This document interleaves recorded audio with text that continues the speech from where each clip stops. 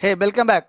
I am Dharmendra sir from DSL English, doctor Mukherjee Nagar, Delhi. मेरे प्यारे दोस्त, आज आपका चौथा दिन है, फोर्थ डे हम लोगों का। आपने डे 1 देखा ना, डे 2 देखा ना, डे 3 देखा ना, आज डे 4। स्पीकिंग का हमने बीड़ा उठाया है। हमने एक चैलेंज दिया आपको कि मेरे साथ रहिए, आपको 8 दिन में सिखाऊंगा अंग्रेजी का वो कॉन्सेप्ट जो आज तक आपने नहीं सीखा। मैं आपके साथ मिलकर के आज आपको घर पे सिखा रहा हूं, घर बैठ करके सिखा रहा हूं। घर में आप हैं और आप वहीं से सीख रहे हैं। मोबाइल पर इस वीडियो को दोबारा देखो और पूरा डे 1 से लेकर डे 4 तक 4 बार देखो और आपस में हजारों लोगों को शेयर करके डिस्कस करो। ये कैसा प्रोग्राम है, कैसा सिस्टम है, स्पोकन का एक क्रांति है। घर बैठे कुछ नया लैंग्वेज सीख लेते हैं, इसमें कोई बुराई नहीं है। एक नई भाषा सीख लेते हैं, जो अब तक नहीं किया वो अब करते हैं। आज हमने एक बात करा था कि दुनिया में समझो मेरा कॉन्सेप्ट क्या है, मेरा थोड़ा थीम को समझो, मेरा आइडिया सीखो। किताबी ज्ञान नहीं दे रहा हूं, मैं वो ज्ञान दे रहा हूं जो अब तक आपने सोचा नहीं था, विचार नहीं किया था। हमने कहा था पूरे ब्रह्मांड का जो लैंग्वेज है वो 3 ही होता है। हर देश के लोग, हर दुनिया के लोग 3 ही भाषा का प्रयोग करते हैं। या तो वो प्रेजेंट में बोलते हैं, या तो वो पास्ट में बोलते हैं, या तो वो फ्यूचर की बात करते हैं। इसके अलावा कोई भाषा होता है तो आप मुझे बताओ कि हाँ सर होता है। संभव ही नहीं है, यही 3 भाषा है। हमने पहला लिया था क्वालिटी, दूसरा लिया था हैबिट और तीसरा लिया था क्या, कॉम्प्लेशन। यानी 3 पे चर्चा किया था डिटेल। आज हम लोग हाइपोथेटिकल पर चर्चा करेंगे। आज हम लोग चर्चा जो करेंगे उसका नाम होगा क्वालिटी पे पढ़ा दिया, डन हो गया हम लोगों का क्वालिटी। इस पे चर्चाएं हो चुकी हैं। अब इसके साथ साथ जो चर्चा हमें मुझे करना था इस पे पढ़ा चुका, हैबिट पढ़ा चुका, कॉम्प्लेशन हो चुका। क्वालिटी आपके अंदर क्या है, दुनिया का क्वालिटी क्या है, उस पर चर्चा करवाया था। हैबिट की बात करा था और हैबिट में एक्शन की बात करा था, और कॉम्प्लेशन की बात करा था जो एक्शन कंप्लीटेड है, कंप्लीट की बात किया था, परफेक्ट की बात करा था। आज हम हाइपोथेटिकल पे खेलेंगे कि आखिर हाइपोथेटिकल क्या है, इसकी चर्चा करेंगे। आज का क्लास हाइपोथेटिकल होगा। हाइपोथेटिकल परिकल्पना, यानी हर व्यक्ति कल्पना में जीता है। यदि मैं राजा होता तो मैं तुम्हारे साथ होता, यदि मैं राजा होता तो तुम मेरी रानी होती, यदि मैं भारत का प्रधानमंत्री होता तो गरीब मिटा देता, यदि तुम मेरे पास होते तो ऐसा नहीं कहते, यदि मैं उसके पास होता तो वैसा नहीं बोलता, यदि मैं पढ़ाऊंगा तो आप पढ़ोगे, यदि आप दिल्ली आओगे तो मैं तुम्हें पढ़ाऊंगा, यदि तुम आगरा जाओगे तो ताजमहल देखोगे, यदि तुम मेरे पास आते तो मैं तुम्हें पढ़ाता, यदि तुम मेरे पास आते तो मैं तुम्हें पढ़ाता, यदि तुम मेरे पास आए होते तो मैं तुम्हें पढ़ाता। वो चलता है मानो कि शेर हो, वो देखता है मानो कि शेरनी हो, वो ऐसे बोलती है जैसे कुछ जानती नहीं है ना। कहने का मेरा सेंस है मेरे भाई कि आप जो भी लैंग्वेज बोलते हो ना, हाइपोथेटिकल का काम करते हो, परिकल्पना की बात करते हो, यानी आप कल्पना में जीने का प्रयास करते हैं। तो आज का हम लोग का टाइटल है हाइपोथेटिकल। चलते हैं इसी पर और इसी पर डिस्कशन करते हैं। ये आज 4th डे है, चौथा पॉइंट है हाइपोथेटिकल। ये हाइपोथेटिकल बहुत महत्वपूर्ण टॉपिक है, ये बहुत मजा आएगा। आज सीखोगे एक नया इतिहास। आज करते हैं, हमने टोटल 8 दिन में बांट दिया है पूरे इंग्लिश को। अगर आप लगातार 8 सीरीज देख लिए ना तो इंग्लिश जुबान पे होगा, राइटिंग जुबान पे होगा, ग्रामर जुबान पे होगा। साथ ही साथ आप किसी भी एग्जाम की तैयारी करते हो तो एग्जाम के क्वेश्चन बनने शुरू हो जाएंगे। मेरे भाई, मेरे दोस्त, बस एक बार मेरे साथ चलो। डोंट बोदर, आई वांट कि आप स्टार्ट करो, शुरू करो और चलते हैं पढ़ने हाइपोथेटिकल। बहुत बच्चों ने कमेंट किया कि सर थोड़ा धीरे धीरे बोलिए। अगर धीरे धीरे बोलूंगा ना तो ये कोर्स समाप्त नहीं होगा। लाइव पढ़ा रहा हूं इसीलिए कि ताकि आप कॉपी कलम से आराम से लिखें, आराम से पढ़ें, आराम से काम करें। मैं आपके लिए काम कर रहा हूं, बहुत स्लो नहीं। एक ही चीज धीरे करूंगा तो बहुत बोर हो जाओगे। हाइपोथेटिकल परिकल्पना की बात कर रहा हूं। अब प्रश्न उठता है कि परिकल्पना क्या, हाइपोथेटिकल क्या। अब ध्यान दीजिए, दुनिया का हर सेंटेंस प्रेजेंट और पास्ट और फ्यूचर 3 सेगमेंट बटा होता है। उसी 3 पे बात करूंगा। चौथा कोई सेंटेंस इस दुनिया में बना ही नहीं और ना कभी बनेगा। कुछ भी मत पढ़ो, बस 8 दिन का क्लास कर लो अंग्रेजी घर बैठे, तुम्हारा अलग अंदाज हो जाएगा। फिर जब जैसे लॉकडाउन टूटेगा फिर से हम लोग अलग तरह से काम करेंगे, एक अलग तरीके से सिस्टमेटिक काम होगा, फिर अलग से लाइव क्लास होगा। यहाँ पे देखिए हाइपोथेटिकल, जो वादा किया मैं निभा रहा हूं, आप वादा करो। आपको मेरी जरूरत है और मुझे आपकी जरूरत तो है ही। फटाफट पढ़िए हाइपोथेटिकल क्या कर, ध्यान दीजिए। पहले मैं बेसिक से ले चल रहा हूं, पहले जीरो से ले चल रहा हूं हाइपोथेटिकल की बात। हाइपोथेटिकल की बात ये कहता है, जब भी हम कल्पना करते हैं तो 2 चीज ध्यान देना। कल्पना में 2 क्लॉज भी हो सकता है और सिंगल क्लॉज हो सकता है। तो पहला क्लॉज लेता हूं, वो ध्यान दीजिए हाइपोथेटिकल का, कि आप ध्यान दीजिए कल्पना जब भी करते हैं तो या तो यदि या अगर का प्रयोग करते हैं, या कुछ न कुछ ऐसे वर्ड का प्रयोग करते हैं जिससे ये पता चलता हो कि कल्पना हो रहा हो, क्योंकि कल्पना करेंगे तो कोई ना कोई क्लाउज तो चाहिए ही चाहिए। तो कल्पना करने के लिए यदि तुम पढ़ोगे, यदि तुम मेरे पास आओगे, यदि तुम वहां जाओगे, तो यदि जैसे कुछ वर्ड होने चाहिए तभी कल्पना होगी। या फिर मानो कि वो चलता है मानो कि शेर हो, वो चलता है मानो कि नेता हो, वो बोलता है मानो कि नेता हो, वो दिखती है मानो कि हीरोइन हो। तो कुछ ना कुछ कल्पना वाला वर्ड होना चाहिए। तो क्यों ना मैं आपको शुरुआत से शुरू करता हूं और पहला वर्ड मानो की ही लेता हूं। तो आज मैं आपके लिए बोलने के लिए सिखा रहा हूं कि आपको मानो की अगर बोलना हो, कल्पना करना हो, तो आप अंग्रेजी कैसे बोलेंगे। आपको मेरे साथ बोलना है।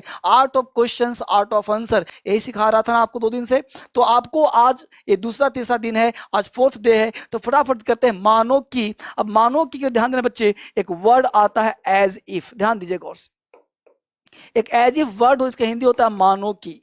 ध्यान दीजिएगा, इसका हिंदी होता है मानो की, या फिर आप कह सकते हो जैसे कि। कॉपी कलम लेकर के मैंने कहा था ना कि आप जब मेरे साथ पढ़िए ना तो कॉपी कलम निकाल लीजिए, जिससे कि फायदा होगा कि आप पढ़ पाओगे ज्यादा। मैं आपको चाहता हूं सिखा देना। तो मानो कि एज इफ जो है यहाँ कैसे पढ़ेंगे, अब इसको ध्यान दीजिए, इसको उतार दिया। एज इफ का मतलब क्या हुआ, मानो कि या फिर जैसे कि। अब देखते हैं करके इसको कैसे पढ़ा जाए। स्ट्रक्चर, क्योंकि अंग्रेजी में क्या चाहिए, स्ट्रक्चर। एक बार स्ट्रक्चर मिल गया ना, एक बार स्ट्रक्चर फोकस कर लिया ना, तो अंग्रेजी तो चुटकियों में हो जाएगा मेरे भाई। देखो गौर फटाफट, हमने कहा कि सब्जेक्ट प्लस V1 या V5 प्लस अदर वर्ड। अंग्रेजी बोलने के लिए कोई भी बिल्डिंग जब बनता है तो इंजीनियर क्या करता है, आप इंजीनियर को पैसे क्यों देते हो, क्योंकि वो इंजीनियर आपका फ्रेम बनाता है, नक्शा बनाता है, ड्रॉ करता है ये पूरे बिल्डिंग का। उसी प्रकार अंग्रेजी क्या करता है, ड्रॉ का स्ट्रक्चर ड्रॉ करता है आपके लैंग्वेज का, आपको उस लैंग्वेज लिखने का प्रयास करवाता है, सिखाता है। बिना स्ट्रक्चर के हम लोग अंग्रेजी बचपन से पढ़ते आ रहे हैं, टीचर पढ़ाता आ रहा है, गलत कॉन्सेप्ट। स्ट्रक्चर के बिना अंग्रेजी है ही नहीं, क्योंकि बिल्डिंग बनेगा नहीं, फिर उल्टा पुल्टा बिल्डिंग बनेगा, समझ में नहीं आएगा कहाँ किचन निकालें, कहाँ वॉशरूम निकालें, कहाँ बेडरूम हो, कहाँ कौन सा रूम हो। इसलिए स्ट्रक्चर बहुत जरूरी है, तभी आप बेहतर बोल पाओगे। और पूरा कोर्स करना चाहते हो, फाउंडेशन करना चाहते हो, बेसिक टू एडवांस करना चाहते हो, सिस्टमेटिक पढ़ना चाहते हो, तो DSL इंग्लिश ऐप डाउनलोड करो गूगल प्ले स्टोर पे जाके। अभी गूगल प्ले स्टोर पे जाओ और DSL इंग्लिश ऐप डाउनलोड करो। उसमें देखो क्या क्या दिया हूं, 50% फीस भी आधा कर दिया हूं आप लोग की डिमांड पे, ताकि घर बैठे 21 दिन का चैलेंज लो और पूरा कोर्स समाप्त करो। चलो वापिस आ जाओ। तो subject plus V1 V5 other word, हम यहाँ बात कर रहे थे एज इफ का।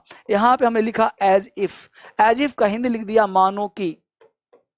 क्या लिख दिया, मानो की। एज इफ मतलब मानो की। अब इसके साथ ध्यान देना, 2 कॉन्सेप्ट होता है, एकदम लिखते चलो, छोड़ूंगा नहीं। ये हो गया मानो की। अब मानो के सब्जेक्ट प्लस, ध्यान दें बच्चे, यहाँ पे मानो की के बाद वर plus noun plus other word या फिर एडजेक्टिव का प्रयोग करना। ध्यान देना बच्चे, हमने कहा वो चलता है मानो कि शेर हो। ध्यान देना यहाँ पे हमेशा वर आएगा, कभी भी इज ए मार का प्रयोग मत करना। जैसे वो चलता है मानो कि शेर हो, मानो कि घोड़ा हो, वो चलता है मानो कि नहीं, तो कुछ भी बोलना हो, तो आपको ध्यान रखिए वहाँ पे वर के बाद नाउन या एडजेक्टिव या अदर वर्ड देना पड़ेगा। यहाँ पे आपको वर ही लगाना है, नाउन नहीं लगाना। किताब में लिखा मिले वर के स्थान पे इज ए मार तो उसे काट देना है, हटा देना है, तो इसको खास ध्यान रखिएगा। अगर नाउन हो तभी बनाएगा, अगर मान लो वर्ब हो तब क्या करें, तो सब्जेक्ट के साथ वुड का प्रयोग करना। ध्यान देना, वुड प्लस V1 का प्रयोग करना। अगर वर्ब हो तो वुड लगाना, नाउन या एडजेक्टिव हो तो वर लगाना। मेरी बात गौर से सुनिए, वुड ये एज इफ का हिंदी होता है मानो की। हमने 2 स्ट्रक्चर दिए, यहाँ पे हमने प्रेजेंट टेंस का प्रयोग किया। कोई जरूरी नहीं कि V1 V5 हो, आप चाहो तो यहाँ V2 भी लगा सकते हो, सिंपल पास्ट टेंस का भी प्रयोग कर सकते हो। ये मैं अगले चरण में पढ़ाऊंगा आपको, लेकिन यहाँ पे कॉन्सेप्ट रखना है कि V1 V5 हो, और वहां पे ध्यान देना कि वर का प्रयोग होगा। वर WER वर नाउन और एडिटिव होगा तब। यह सेंटेंस कैसे होगा, जैसे मान लो हम लोग बोलते हैं कि वह बोलता है मानो की, या फिर जैसे कि बोलता है मानो की नेता हो। वह बोलता है मानो कि नेता हो। एक्चुअली देखो, वह बोलता है मानो कि नेता हो। अब जरा सोचो, ये हाइपोथेटिकल है कि नहीं, ये कल्पना है कि नहीं, क्या ये रियल है? आप सोचो, आराम से सोच दो, क्या ये रियल है? वह बोलता है मानो कि, वह नेता बोलता है नहीं, वह बोलता है मानो कि नेता है। मतलब he is not a leader right now, he is speaking like, वह ऐसा बोल रहा है। बात समझ पा रहे हो ना? वो ऐसा बोल रहा है कि नेता लग रहा है, नेता है नहीं बेसिकली, वो नेता है नहीं। Right now he is not a leader. वो नेता के जैसा बोल रहा है, वो आम आदमी है। तो हम क्या बोलेंगे? He speaks, he speaks as if, he speaks as if. अब बहुत लोग बना देंगे इसको कि ही इज अ लीडर, तो बेटा गलत हो जाएगा, ही इज नहीं हो सकता। तो ये ध्यान रखना है कि इज के स्थान पे क्या करें, तो ही बोलना पड़ेगा he were. He speaks as if he were a leader. तो ही वर को ध्यान देना बच्चे, क्योंकि वर यहाँ पे कल्पना को शो करता है, क्योंकि जब सेंटेंस रियल होता तो हम इज लगाते, तो ही वर अ लीडर, या ध्यान दीजिए। जैसे एक सेंटेंस और मैं दे रहा हूं आपको, यहीं पे समझाने के लिए मैं लिख दे रहा हूं। बहुत बच्चों का डिमांड है कि सर हिंदी भी थोड़ा समझा दीजिएगा, इसलिए आपके डिमांड पर मैं सब काम कर रहा हूं। मुझे लग रहा है कि यार मैं बक के क्या करूं अगर आप सीखोगे नहीं तो, इसलिए मैं हिंदी भी लिख दे रहा हूं ताकि आप सीखो और इसको प्रैक्टिस करो बोलचाल की भाषा में। मैं एक सेंटेंस देता हूं, इससे काम नहीं चलेगा, आपको घर बैठ के 1000 बनाना है, तब काम चलेगा। एक दो एग्जांपल और देता हूं, जैसे मैं अब लिखूं कि मुझे लगता है, मुझे लगता है कि तुम पागल हो, तुम पागल हो, मुझे लगता है कि तुम पागल हो। नहीं बोलते हैं, बोलचाल नहीं बोलते किसी बच्चे को, लगता यार मुझे लगता है तुम पागल हो, है ना? तो आप कहोगे सर मानो कि नहीं यार, कोई बात नहीं, मुझे लगता है कि वो पागल है नहीं, तुम्हें लग रहा है कि वो पागल है। तो मुझे लगता है कि वो पागल है, तो मुझे लगता है वहां से, तो देखो एक फ्रेज भी होता है, it seems to me. It seems का मतलब प्रतीत होना, देखो एक हिंदी को आप 50 तरह से बोल सकते हो और एक अंग्रेजी को 50 तरह से हिंदी निकाल सकते हो। तो इट सिम्स टू मी, मुझे ऐसा प्रतीत होता है, as if you were mad, मुझे ऐसा प्रतीत होता है ना, as if you were mad, मुझे लगता है कि तुम पागल हो, मुझे लगता है कि तुम पागल हो, as if you were mad, मुझे लगता है कि तुम पागल हो, है ना? इट सिम्स टू मी, मुझे लगता है तुम पागल हो, it seems to me you were mad. You were a mad मत करना, यू वर मैड, क्योंकि मैड एडिक्टिव है, वहां आर्टिकल नहीं लगेगा।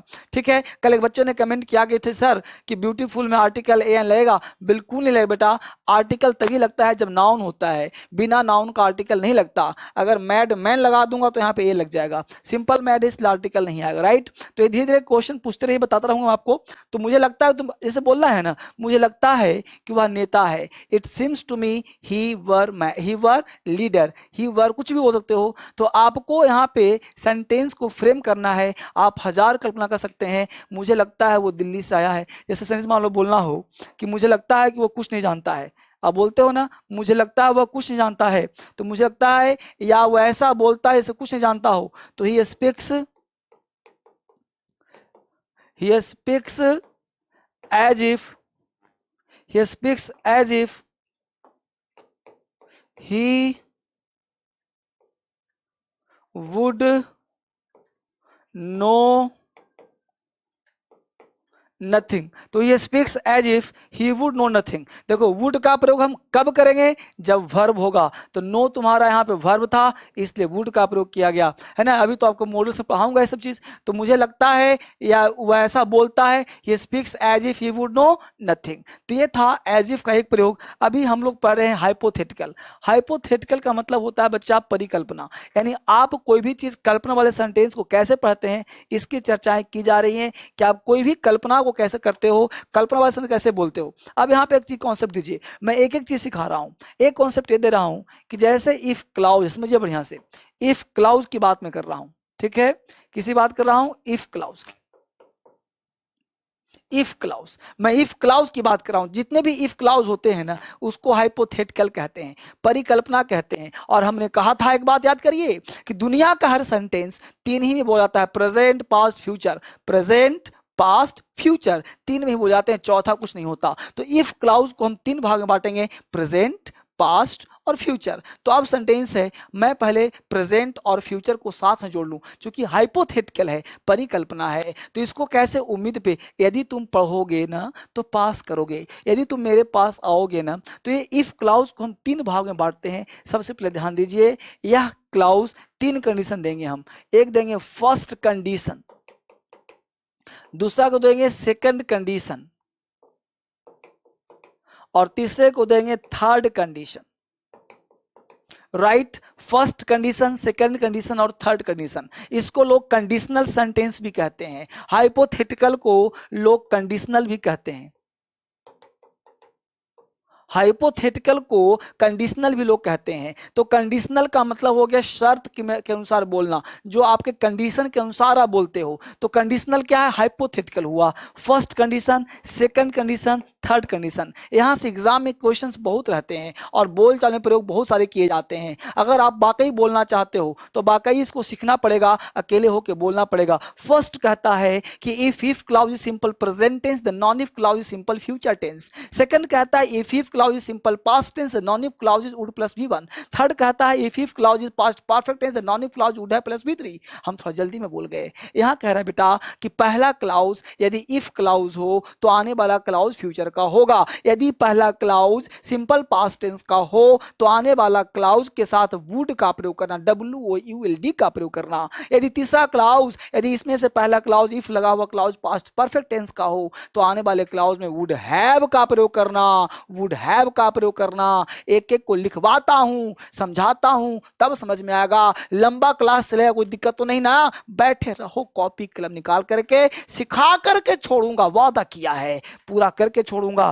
पहले इस चीज को पूरा बारीकी से सीखो। अब इफ क्लाउज का पहला कंडीशन देखो बच्चे, हमने कहा कि यदि इफ लगा हुआ क्लाउज सिंपल प्रेजेंट टेंस का हो तो आने वाले क्लाउज में विल शैल के साथ V1 का प्रयोग करना। बच्चे ध्यान देना, आज ही 2 बजे मैं बेसिक क्लास दिया हूं DSL लर्निंग पर। कहां दिया हूं? DSL लर्निंग यूट्यूब चैनल जो धर्मेंद्र सर का ही है, तो उस पर भी आप देखिए, बेसिक क्लास दिया हूं कि सब्जेक्ट क्या होता है, पर्सन क्या होता है, सब दिया हूं। उसको देखिए, आप उसे बेसिक इंप्रूव करिए। वहां भी हमने दिया एक चैलेंज 8 दिन का, वो 8 दिन का बेसिक इंप्रूव करिए और एडवांस क्लास तो यहां दे ही रहा हूं, उसको भी पढ़िए। तो इफ क्लाउज का प्रयोग सिंपल प्रेजेंट में किया जाए तो आने वाले क्लाउज में विल शैल प्लस V1 होगा। अब यहां पे ध्यान दीजिए, ये दोनों का सेंस फ्यूचर होगा, दोनों का सेंस फ्यूचर होगा। बच्चे इसको ध्यान रखिए, क्योंकि दोनों का सेंस फ्यूचर होगा, आगे की होगा। ध्यान रखिए, अंग्रेजी में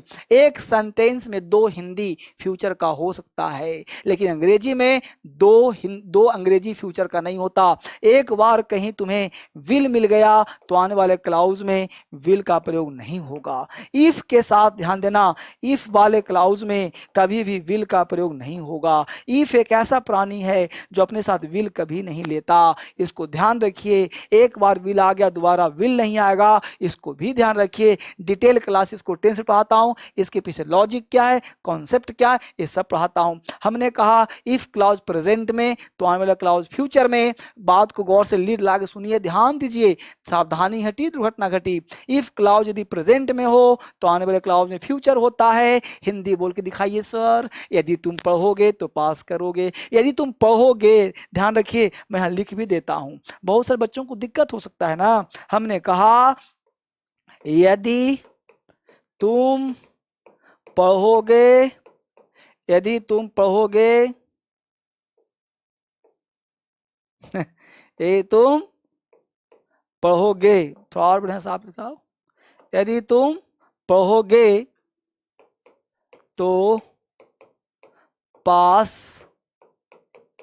करोगे, यदि तुम पढ़ोगे तो पास करोगे। अब हम दोनों, यहां भी पढ़ोगे फ्यूचर, यहां भी पास करोगे फ्यूचर। बोलो दोनों फ्यूचर है कि नहीं? 2 फ्यूचर तो हो सकता है मेरे भाई, लेकिन कभी भी 2 अंग्रेजी में फ्यूचर नहीं हो सकता।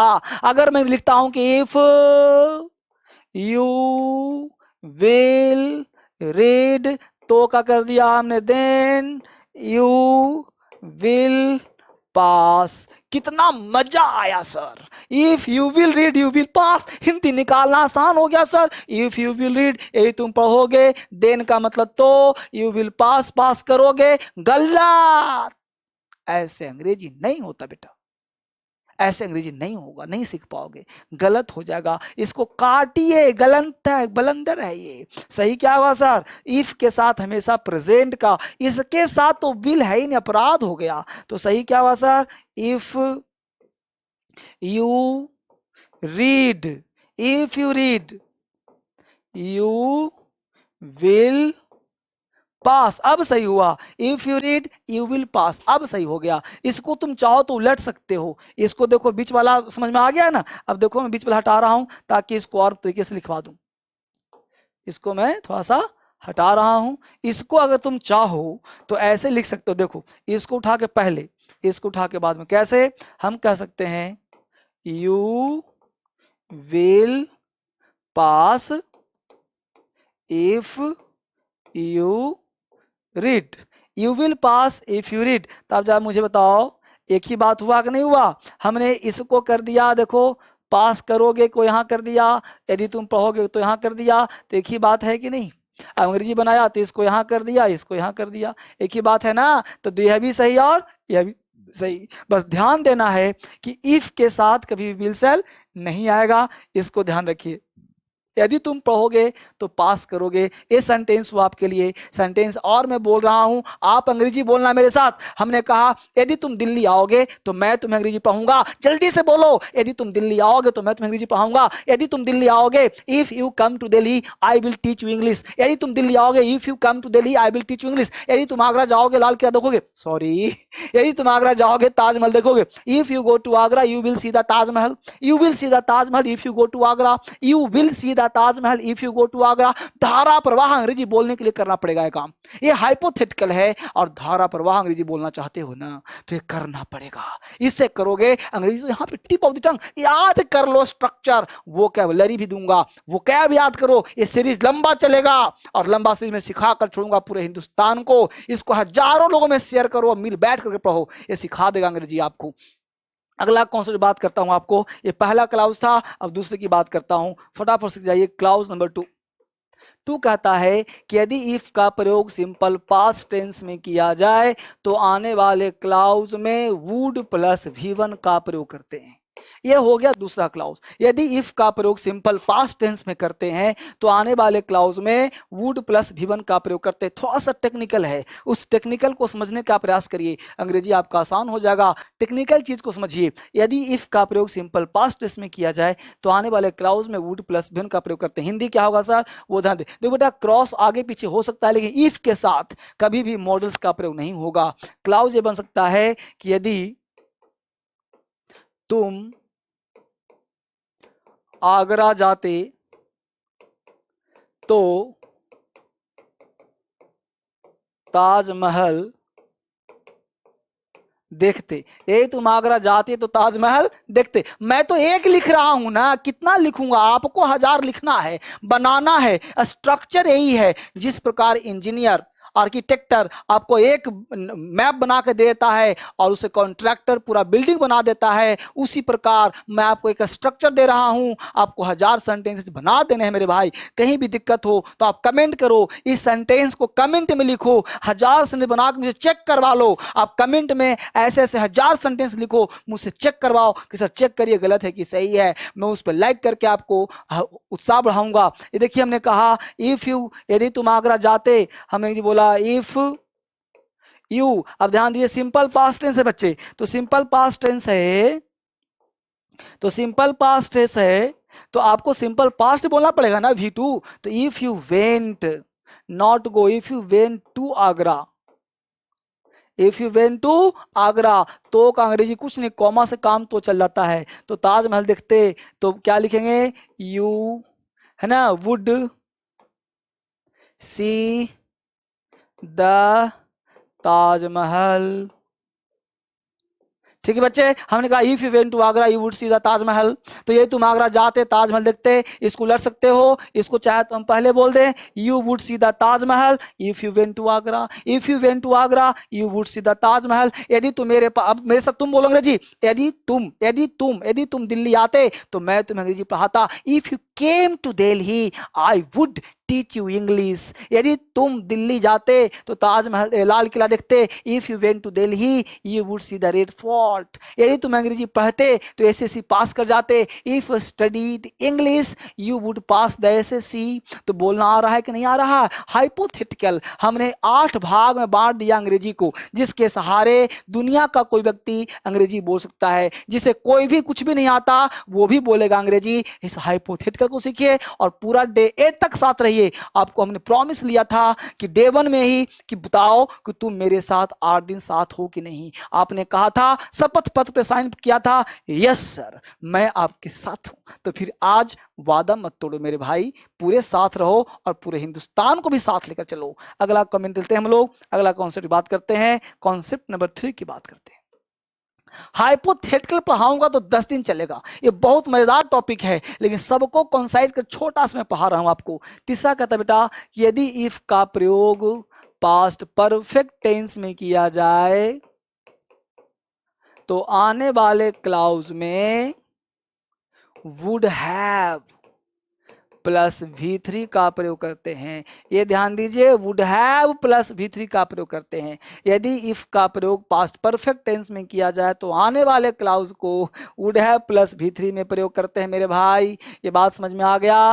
वुड हैव प्लस V3 में प्रयोग करते हैं बच्चे, बात समझ में आ गया? अब देखिए इसमें क्या होगा, हम कहेंगे यदि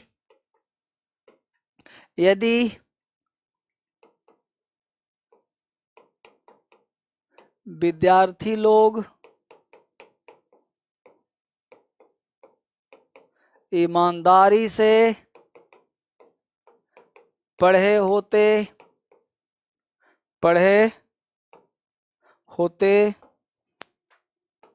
तो वे एसएससी पास किए होते। ध्यान दीजिए गौर से, मैं बड़े प्यार से इसमें पढ़ा ही रहा हूँ, बैच ही ले रहा हूँ आपको। यदि विद्यार्थी लोग ईमानदारी से पढ़े होते तो एसएससी पास किए होते। अब देखो, आपको इंतजार मत करना वैकेंसी का, इंतजार नहीं करना है नौकरी का कब निकलेगा। इस अवसर को लाभ उठाइए, घर बैठ करके भी इसको उत्साह बढ़ाइए और लोगों का बढ़ाइए। घर बैठ के सीखने का मौका है, धर्मेंद्र से इतना एडवांस क्लास दे रहे हैं, इसको सीखने का महत्वपूर्ण प्रयास कीजिए। यदि विद्यार्थी लोग ईमानदार से पढ़े होते तो वैसी पास। अब प्रश्न उठता है, तीनों में अंतर क्या है? एक बात करता है फ्यूचर का, यदि तुम पढ़ोगे तो पास करोगे, आज की बात नहीं, आने वाले दिन की बात कर रहा है। आज लोग पता है क्या कर रहे हैं? घर में मस्ती कर रहे हैं, सोच रहे हैं बाद में पढ़ लूंगा, अभी तो रेस्ट करने का टाइम दिया है, अभी तो जोक करने का टाइम दिया है, अभी तो मोबाइल पे पबजी खेलने का टाइम है, अभी तो मोबाइल पे गेम खेलने का प्लान है, अभी तो लोगों से बात करने का प्लान है। बात करूं और क्या चल रहा है इंडिया में, कितने लोग कहां मर गया, कहां से कितना फैल रहा है। अरे घर में बैठे रहे यार, जाने दो, जो हो रहा है हो जाने दो। अब बस आपको अपने आप को सेव करना है। अगर पूरा दुनिया खुद को सेव किया ना तो पूरा दुनिया बच जाएगा। हम लोग दूसरे के चक्कर में खुद मारे जाते हैं, दूसरे को देखने में खुद मार जाते हैं। रोड पे लोग इसलिए निकलता है कहीं पुलिस कुछ कर तो नहीं रही है, इसलिए देखने में लोग इंटरेस्ट ले रहे हैं। लोगों को मजा कहाँ आ रहा है पढ़ने में यार। पहला दिन पढ़ाया था तो 5,000 व्यू गया, आज पढ़ाया हूं तो 10,000 व्यू। आपको व्यूज बढ़ाना है, 50,000 व्यू करना है आपको। यहाँ पे लोगों को लोग मोटिवेट करना है पढ़ने के लिए, ना कि इससे इतना इसलिए इतना। परेशानी को अट्रैक्ट मत करो, इंजॉय करो पढ़ाई के साथ, पढ़ाई के साथ इंजॉय करो, मजा आएगा बड़ा यार। मैं भी तो आपके साथ ही हूं ना, मैं भी तो आपके साथ ही हूं। मैं क्यों पढ़ा रहा हूं? ताकि आपको मजा दिलाऊं, आपको कुछ सिखाऊं। मेरे पास कुछ है, मैं उसको शेयर करूं, उसको दूं, उसको बांटूं। यह भी तो एक सामाजिक कल्याण ही है ना। तो आप भी कल्याण करिए ना, लोगों को शेयर करिए, लोगों को पढ़ाइए, लोगों से बातें करिए अंग्रेजी में, फोन पर बातें करिए और फोन पे शेयर कीजिए हजारों को। और साथ ही साथ पूरा कोर्स करने के लिए डीएस इंग्लिश ऐप भी डाउनलोड कर लीजिए। नहीं लेने का मन हो क्लास, कोई बात नहीं, वो कैब फ्री दिया हुआ है, वहां से वो कैब पढ़ लीजिए, है ना। कर लीजिए काम। वापस आइए, यदि विद्यार्थी लोग ईमानदारी से पढ़े होते तो वे एसएससी पास किए होते।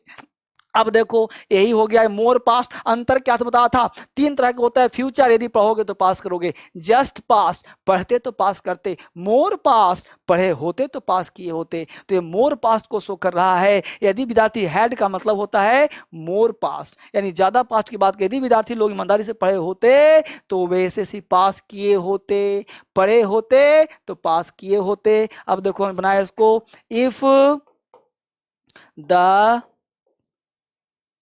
स्टूडेंट्स पढ़े होते, if the students had, if the students, मैं बोल भी रहा हूं ध्यान देना, मान लो कि इसके बच्चों को नहीं दिखता है, स्टूडेंट्स हैड स्टडीड ईमानदारी से, ऑनेस्टली, है ना बच्चे, तो वे पास किए होते। दे किसके लिए आया है? स्टूडेंट्स के लिए।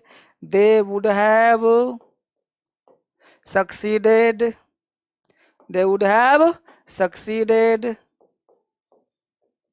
as you CCEED. They would have succeeded. If the students had studied honestly, they would have succeeded. They would have succeeded. यदि तुम मेरे पास आए होते तो मैं तुम्हें पाया होता. If you come to me, I would have taught you. If you, यदि तुम आगरा गए होते तो ताजमहल देखे होते. If you had gone to Agra, you would have seen the Taj Mahal. हजारों सेंटेंस बोलना है मेरे भाई, तब ना अंग्रेजी बोलना आएगा. इसको बोलो ना अंग्रेजी, लिखो ना अंग्रेजी, सीखो ना अंग्रेजी, तब ना अंग्रेजी आएगा. और सबको शेयर करो ना अंग्रेजी, तब बेहतर अंग्रेजी होगा. बच्चे मोटिवेट तब हो, अंदर से जागो. क्यों जन्म हुआ है? एक छोटा सा वायरस जो अदृश्य है पूरी दुनिया को हिला दिया. हम लोग बड़े बड़े प्राणी मारकर खा जाते हैं. अगर एक कोरोना थोड़ा सा बड़ा दिखता ना तो लोग इसको भी तल कर खा गए होते. अब तक लोग चट कर गए होते, फिर कोरोना अपने आप मिट गया होता. ईश्वर ने कहा कि तू मेरे प्राणियों को मार कर खा जाता है, मैं ऐसा अदृश्य प्राणी भेजता हूं कि तुम सब लोग तबाह हो जाओगे. हम लोगों ने जंगल को काट दिया, शेरों को काट दिया, जंगली पशु पक्षियों को काट कर खा जाते हैं. अब समय आ गया है घर में रहने का. इसलिए इस छोटा सा अदृश्य वायरस लोगों के पीछे ऐसा पड़ा कि पूरी दुनिया हिल गया. विचार करना मेरी बातों पर, सोचना मेरी बातों को. इसलिए सेव करो, पेड़ पौधे लगाओ, जंगल को सेव करो, हरा भरा जीवन जियो. आज प्रकृति अपने आप को साफ कर रही है. आपको घर में रहने का मौका मिला है तो अपने आप को क्लीन करो, अपने माइंड को क्लीन करो. ये प्रदूषित हो गया है, शिकायत सुनते सुनते नेगेटिव हो गया है, इसको पॉजिटिव करो. कुछ अच्छा कर जाओ. जितना जीवन मिला है ये प्रकृति में जियो और जी कर अपने आप को ऐसा बना डालो कि कॉन्फिडेंस से घूमो, सीना तान कर घूमो, माइंड में नॉलेज ही नॉलेज हो. इस नॉलेज को कुछ अच्छा कर जाते हैं, एक बाइलिंगुअल बन जाते हैं. जब हिंदी जरूरत पड़े तो हिंदी, तो अंग्रेजी. ये मत कहो कि नहीं आता है. धर्मेंद्र सर है, सब कुछ आता है. जब तक धर्मेंद्र सर है कुछ भी संभव है. इसलिए मैं सिखा रहा हूं, सीखिए. हाइपोथेटिकल है, परिकल्पना है, और परिकल्पना का प्रयोग करिए. एक स्ट्रक्चर आपको और सिखाता हूं परिकल्पना का. कहता है बच्चे कि यदि इफ का प्रयोग, कल्पना का ध्यान दीजिए, if plus subject plus verb plus noun या अदर वर्ड, तो आने वाले क्लाउज में वुड प्लस V1 का प्रयोग करते हैं. यह भी एक कल्पना को बोध कराता है. यह कहता है, नहीं बोलते कभी कभी यार मैं तुम्हारी जगह होता ना तो ऐसा नहीं बोलता. If I were you I would not से सो. आप बोलते हो ना यदि मैं तुम्हारी जगह होता, यदि मैं तुम्हारी जगह होता, यदि मैं तुम्हारी जगह होता, होता, यदि मैं तुम्हारी जगह होता तो, यदि मैं तुम्हारी जगह होता तो ऐसा नहीं कहता. यदि मैं तुम्हारी जगह होता तो ऐसा नहीं कहता. यदि मैं तुम्हारी जगह होता तो उसे पीट कर आता. यदि मैं भारत का प्रधानमंत्री होता तो गरीबी मिटा देता. यदि मैं अंग्रेजी बोलता तो सबको हरा देता. यदि मैं हंसता तो वह रोता. यदि तुम मेरे पास आते, मैंने कुछ ही बोल सकते हो. यदि मैं तुम्हारी जगह होता, इफ आई वर यू, या बोल सकते हो if I were in place of you, if I were in place of you, या if I were you से काम चल जाएगा. तो हम बोल सकते हैं I would not say so, I would not say so. so मतलब ऐसा, I would not say so तो ऐसा नहीं कहता. I would not say नहीं कहता, so मतलब ऐसा. यदि मैं तुम्हारी जगह if I were you या if I were in place of you तो I would not say so तो ऐसा नहीं कहता. तो आप ऐसा हजारों सेंटेंस बना सकते हैं मेरे भाई. इस सेंटेंस को बनाओ, ऐसे ही सोच करके 10 और बनाओ, और बना करके कमेंट करो. मेरे में यूट्यूब चैनल पे कमेंट करो, और यूट्यूब चैनल को सब्सक्राइब नहीं किया तो कर लो फटाफट. ये अभी मौका है, वीडियो मिलेगा तभी. और फटाफट करके के 1000 लोगों में शेयर करो. फिर से मिलता हूं आपके साथ नए वीडियो में, नए क्लास में. तब तक DSL लर्निंग, DSL इंग्लिश और बी तूफान चैनल मोटिवेट होने के लिए देखते रहो. मैं धर्मेंद्र सर आपके लिए, आपके साथ हमेशा रहूंगा. बड़े हैं नमस्कार, छोटे हैं प्यार. और अगर मेरे बैच के स्टूडेंट हैं जो DSL में आके पढ़ते थे, उनके लिए ढेर सारा प्यार. Thank you.